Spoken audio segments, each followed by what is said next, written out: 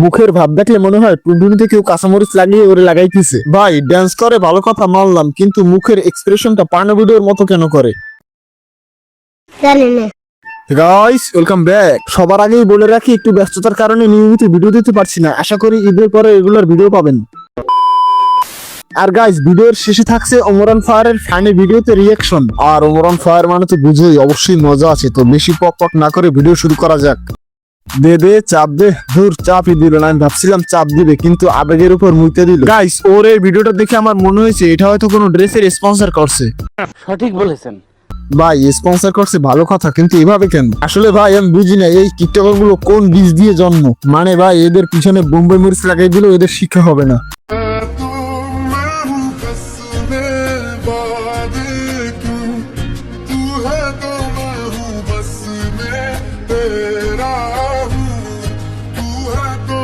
এ বলদ গুলা রোজার মাস এগুলো কি করো? মানে ভাই তোকে করতে মন চাইলে বাসায় গিয়ে করে, এরকম আবাসিক হোটেলে করতে আসছিস কেন? আসলে ভাই টিকটকার মানেই যে প্রতিবন্ধী তা কিন্তু নয়।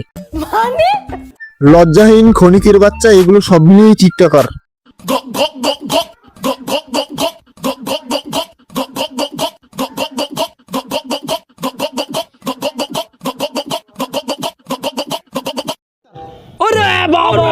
আয় হায়, তার মানে এতদিন ছিল ফিল্টার সুন্দরী। ভাই ওর চোখের নিচ দেখলে মনে হয় ওর থেকে কুত্তার পুটকিও বেশি সুন্দর। আরে ভিডিওতে ফিল্টার মারছে তা আমি জানি, কিন্তু ফিল্টার মেরেও দাঁতের ময়লা উঠাতে পারেনি। শালা খাচ্ছ, ঠিক মতো দাঁত ব্রাশও করে না। আচ্ছা, একজন একটা কমেন্ট করছে যে ভাই আপনার চুলগুলা তো ভালোই বড় বড় হয়েছে, তো এই ঈদে আপনি কি কাটিং দিবেন? আসলে আমি ভাবতেছি এই ঈদে আর কোনো কাটিং টাটিং দিব না। এই ঈদে আমি আমার চুলগুলা বাবরি।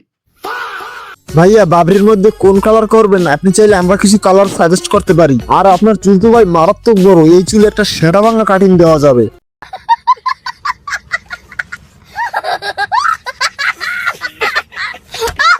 কিছুক্ষণ আগে আমি একটা ভিডিও ছাড়ছিলাম, ওই ভিডিওতে একজন কমেন্ট করছে ভাই আপনার চুলগুলো অনেক সুন্দর। হ ভাই আসলেই আপনার চুল অনেক সুন্দর, আর এই চুল কাটতে হলে বেকু আনুন লাগবে, কেসিতে কাটা যাইব না। কি মনটা লাগে।